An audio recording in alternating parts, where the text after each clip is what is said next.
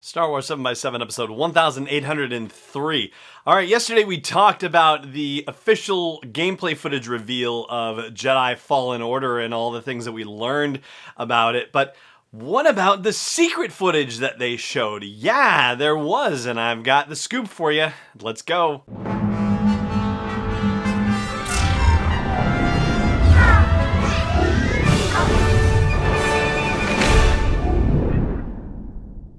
Hey Rebel Rouser, I'm Alan Voivod and this is Star Wars 7x7. Thank you so much for joining me for this episode. And yeah, you remember how we talked about The Mandalorian back at Celebration Chicago and about the fact that, yeah, they showed some stuff to the general public, but then they cut off the live stream, and only if you were in the room did you get to see the footage, the extra footage that they wanted to show off. Well, it seems like they did something similar for Jedi Fallen Order, except it might only have been for the media. It might not necessarily have been for just general convention goers at E3, the Electronic Entertainment Expo. So it's a different kind of situation, and various outlets have summarized what that additional footage was that was shown behind closed doors, and so I'm going to summarize it for you. I've gotten a number of different sources that have reported it, Games Radar, IGN, VentureBeat, other places too, so just kind of summarizing the reports that are out there for you. Basically, the gameplay that they showed behind closed doors happens in the minutes before the gameplay footage that they actually showed to the general public. So you get to see Cal Kestis on Kashyyyk, and he is swimming through some swampy area with his trusty robot BD-1 along with him. One of the descriptions of this says that he's swimming unnaturally fast, and so there is potentially another Jedi power, fast swimming as well. Obi-Wan and Obi-Wan and Qui-Gon did not exactly demonstrate fast swimming powers in The Phantom Menace. It sure didn't look like it necessarily, but anyway, apparently that is a thing, and apparently Cal can do it.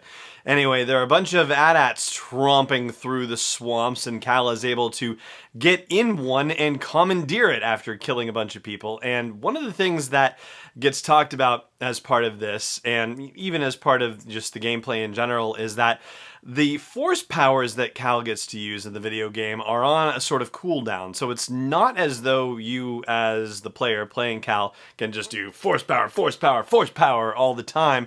No, there's actually, a recharge that has to happen for it. But as you proceed in the game, apparently you will be able to sort of extend the amount of the meter of your force powers, so you'll be able to use it for longer, and presumably also the cooldown time in between being able to use it will be shorter. And so this is supposed to be part of their whole idea of thoughtful combat design. And one of the interesting elements that was reported was that there are people reacting to Cal's appearance in the AT-AT, and one of the reactions is, "It's the Jedi!" And just that phrasing, like if that is actually the phrase that one of the stormtroopers says, "It's the Jedi," well, that does kind of suggest that Cal's presence, or possibly, some other Jedi's presence for all we know, has been advertised to some degree on Kashyyyk. So he's already a known quantity, and therefore this swimming through the swamp, he may have already been there for a while, or maybe there has been some other Jedi activity and they're just mistaking Cal for the Jedi. So that raises some intriguing possibilities. Anyway, once he takes over the AT-AT, he ends up shooting and destroying other AT-ATs and gets to another base where a Lambda-class shuttle, that would be, for example, the shuttle that Emperor Palpatine uses to arrive on the second Death Star in Return of the Jedi, and also Vader uses a similar shuttle as well. One of those gets taken out, but not before it can crash land into the AT-AT's legs that Cal is driving, and he is thrown clear but manages to survive.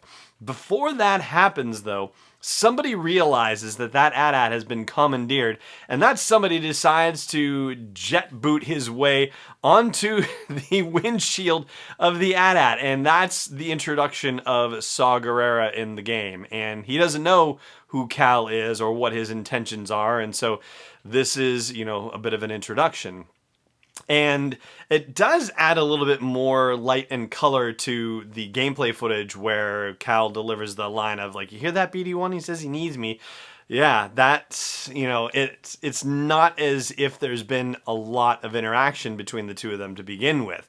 So, the fact that Saw is expressing that right off, maybe that's just Saw working his, his particular brand of personality and charm in, trying to get Cal over onto his side and get Cal under his thumb, so to speak. And speaking of force powers that we haven't yet encountered, like the rapid swimming situation, there is one other force power that I did not talk about yesterday that was demonstrated in the gameplay footage for Jedi Fallen Order, and that is being able to sense a person's last living moments. So there's a moment in the gameplay footage where Cal walks up to the body of a dead stormtrooper and a prompt shows up on the screen. It says sense echo, and he's able to touch the body of the stormtrooper and have sort of an echo experience in his mind of what happened in that trooper's final moments of life. There's nothing in Wikipedia that I can find, at least, that replicates this kind of force power. I'm sure there's something about it out there somewhere, but it's kind of similar, or at least it has the potential to be similar to psychometry, which is the ability that was probably, most famously demonstrated by the Maverick Jedi Quinlan Voss, who appeared in a blink and you'll miss it cameo in The Phantom Menace, and also showed up in the Clone Wars cartoon series and the novel Dark Disciple. But basically, he was able to touch objects and sense things about the people who had owned them or interacted with them, and in one case was able to see, the final moments of a person's life experienced through a particular object, but not necessarily the owner's life, somebody else's, not to spoil the book. Anyway, so that's probably the nearest thing to it. But this echo, this sensing of an echo, well, that I think is a very interesting and cool force power, and I would like to see something like this show up somewhere else in a movie or a TV show, maybe. I think that would be pretty cool. All right, one other thing that I will share with you about the gameplay stuff from Jedi Fallen Order that's actually rather funny, and it's something that they tried to replicate from Star Wars movies, but apparently it didn't go so well. I'll explain after the break. Stay tuned. Hey, Rebel Rouser. If you've got a business that needs to reach a dedicated audience of Star Wars fans, or you know somebody who does, then you might want to reach out to me. I've got a show that reaches thousands of people between the audio version, the video version, and our social media channels, and I'd love to find out how I can help you with your business ventures too. Just reach out at sw7x7.com/sponsors. That's plural SPONSORS. That's sw7x7.com/sponsors, and let's see how we can work together. Welcome back. All right, so the thing that's apparently very easy to do in Star Wars movies, but rather difficult to do in Star Wars video games, is a wipe transition. Now, Star Wars movies are known for their kind of crazy wipe transitions, whether it's, the radial wipe transition where it's like, a needle going up across a dial, or, star wipes, or checkerboard wipes, or, circular wipes, like all these crazy wipes that were basically things that you would find on on 80s mixers that you would get from Circuit City or something like that.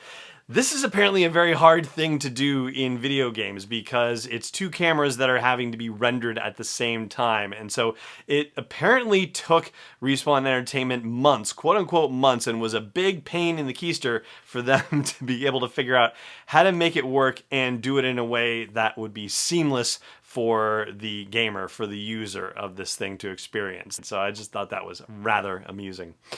And that is going to do it for today's episode of the show. Thank you so much for joining me for it, as always, and may the Force be with you wherever in the world you may be. This podcast is not endorsed or sponsored yet by Lucasfilm Limited, Disney, or 20th Century Fox. It is intended for entertainment and information purposes only. Star Wars, the Star Wars logo, all names and pictures of Star Wars characters, vehicles, and any other related Star Wars items are registered trademarks and/or copyrights of Lucasfilm Limited or their respective trademark and copyright holders. May the Force be with them. All original content is copyright 2019 by Star Wars 7x7. We hope you love it.